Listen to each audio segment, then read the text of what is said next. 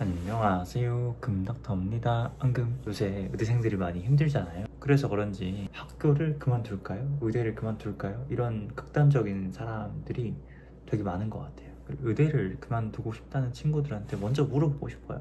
어디를 가려고 의대를 그만둔다는 거예요? 컴퓨터 과학과? 요새 이제 AI가 유행이니까 컴퓨터 쪽 가시려고 하시는 건지, 아니면 저처럼 F1을 좋아해서 자동차학과, 다른 공대를 가고 싶은 건지 저는 잘 모르겠어요. 뭐 본인의 그런 뜻이 있다고 하면 가는 거를 저는 추천은 하진 않지만 말리지 않습니다. 제 인생 아니니까요. 만약에 제 동생이 의대를 다니는데 의대를 이제 그만두려고 한다라고 하면 저는 말릴 것 같아요. 의사를 해보니까 알게 되는 것들이 꽤 많아요. 저는 일반적인 의사들보다는 훨씬 제 커리어가 넓어요. 일반적인 의사들은 전문의를 따고 심지어 세부 전문의까지 하잖아요. 그러니까 점점 깊어지잖아요. 엄청 깊어져요. 저는 근데 넓어요. 요양병원 당직 의사도 해보고, 미용병원도 근무해보고, 인턴, 레지던트도 해보고, 다시 미용병원도 근무해보고, 책도 써보고, 유튜브도 해보고, 지금은 이제 의료사고 자문업도 하고 있잖아요.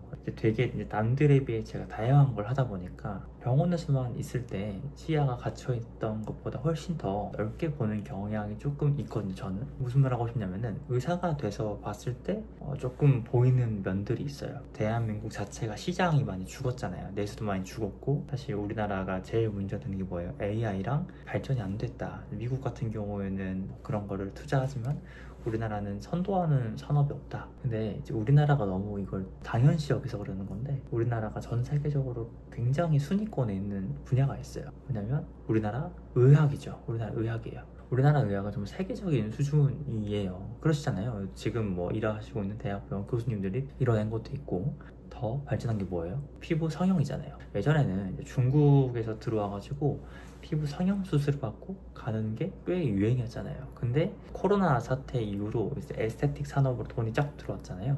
미용 산업이 확 커졌어요. 여기서 미용은 피부과 전문의 선생님들이 하는 게 아니고, 피부과 전문의가 아닌 일반이들, 내과, 외과, 산부인과, 소아과 선생님들이 전문의를 따고 본인의 이제 전문 과정을 살리지 않고 피부 쪽으로 나아가는 파트를 말씀드리는 겁니다. 질병이 아닌 정말 미용, 뷰티를 담당하는 파트들이 코로나 사태 이후로 굉장히 그쪽 돈이 몰렸거든요. 그러면서 엄청 시장이 커졌어요. 근데 이게 그냥 산업으로 끝났으면 흐지부지 끝났을 것 같은데, 피부과 전문의 선생님들은 진료를 보고 이제 했는데, 여기 이제 미용병원 선생님들은 이거를 완전히 공장화를 시켜버린 거예요. 컨베이어 벨트화를 시켜버렸어요. 비의료인데도 요새는 이런 생각을 해요. 시술 받을 때는 어디로 가요? 그냥 공장장 가서 받자. 이런 생각이 아예 우리가 컨셉 자체가 바뀌어버린 거예요. 근데 이제 의사들이 하는 거랑 비의료인들이 하는 시술이랑은 많이 다르잖아요. 왜냐면 의사들이 하는 거는 시술 자체가 안정성 측면도 어쨌든 이제 레이저가 되게 보증이 돼 있는 상태이고, 의사들이 어쨌든 부작용도 책임을 져야 되는 상황이니까요. 의원을 열면요, 보건소나 다른 이런 데서 생각보다 되게 굉장히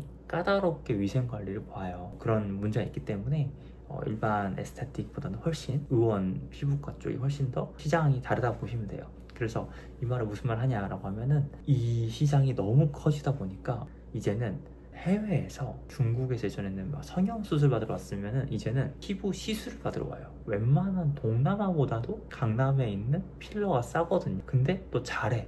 왜냐? 많이 하니까. 그러니까 대한민국 사람들도 이런 시술을 많이 받았던 거고, 애초에 내국인들이 많이 받으면서 가격도 싸. 그래서 애초에 우리나라 피부 미용 하시는 선생님들 실력이 너무 좋잖아요. 되게, 그리고 학구적이에요. 아카데믹하고. 근데 여기다가 외국인들이 정말 많이 와요. 외국인 의료 관광이 정말 말도 안 되게 커졌거든요.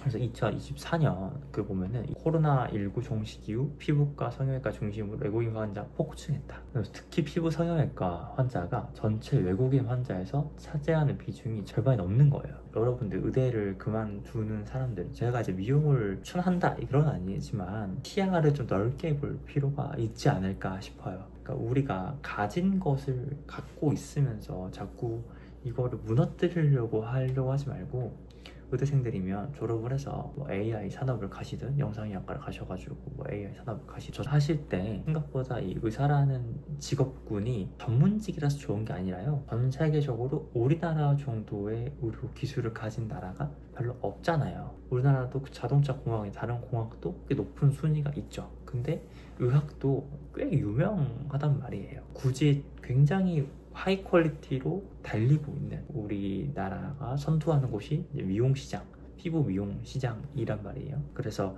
의대생들이 자꾸 막 너무 이 상황에 스트레스 받아가지고 그만둬가지고 컴퓨터 공학 가서 뭐 대기업을 가서 뭐 대박이 날 거야, 그래서 무슨 뭐 받을 거야 하는데 거기도 되게 어려워요. 되게 어려우니까 이 가지는 것에 너무 막 스트레스 받아 하지 말고, 특히 이제 지금 예과 1학년, 예과 2학년생들이 학교를 그만두고 싶어 하는 부분도 있는데, 저는 제 동생이라면 말릴 것 같아요. 이런 미용 시장도 있고요. 그 다음에 이제 수련을 받아보시면, 대학병원에서 근무해 보시면 아시겠지만 그 외국인 환자들 대상으로 완전히 고가격으로 시술하는 게 따로 있어요. 너무 그래서 부정적인 상황에 매몰되지 말고 너무 안 좋게만 생각할 필요는 없어요. 저는 대한민국 의료가 질보다는 양을 선택했다고 생각을 하거든요. 미래의 의료의 질을 택했다면 2024년이 그렇게 흘러가지 않았을 거예요. 근데 2024년에 의료의 질을, 미래의 질을 택하진 않았고요. 현재 양을 택했어요. 그런 방향으로 봤을 때 이거를 맞춰가지고 대응을 해나가는 게 어떨까 싶어요. AI나 컴퓨터 과학과도 가시면 거기에 시대의 흐름 맞춰가지고 계속 변화해야 하잖아요. 카멜레온처럼 계속 대응해 나가는 방식을 한번 길러보시는 게 어떨까. 그래서 학교를 자퇴하는 마음은 좀 접어두시는 게 어떨까 싶어요. 특히 이제 가장 미용에 대해서 무시하는 선생님들이 누구냐면 대학병원 선생님들 혹은 이제 다른 과 전문의 선생님들. 왜 그 선생님들이 이 미용 시장을 무시하냐면 전문성이 없다고 생각을 하세요. 실제로 전문성이 뭐 없게 행동하시는 분도 있겠죠. 우리나라 사람들이 동남아 가서 마사지 받고 오잖아요. 그냥 일본 가면은 뭐 해요? 일본 가면은 라면 먹고 오죠. 동남아 가면 뭐 하세요? 마사지 받고 오잖아요. 대한민국 가면 필러 받고 올까? 대한민국 가면 에스테틱 받고 올까? 이게 그냥 컨셉을 잡혀버린 것 같아요. 아예 이렇게 잡혀버린 시장을 나라에서 아예 이거를 저버리진 않을 거거든요. 어떻게 이게 외화벌이를 하고 있는 거란 말이에요, 사실상. 그래서 생각보다 괜찮다. 그러니까 여러분들이 이 시장을 가지고 있는 의료를 너무 버리려고 하지 말고요. 이 시장을 더 이용해서 여러분들도 한 단계 더 나아가서 성장하려는 마음을 가지는 게 어떨까 싶어요. 물론 이제 바이탈이나 뭐 그런 과를 해서 여러분들이 USML이나 좋은 데 가셔도 되겠지만, 저는 어쨌든 제가 이렇게 쭉 근무를 해보니까 이 시장이 꽤 괜찮더라고요. 너무 좌절하고 있는 의대생들이나 학생들한테 그 낙관적이나 희망을 좀 주려고 이렇게 찍었습니다. 오늘 여기까지. 감사합니다. 안녕.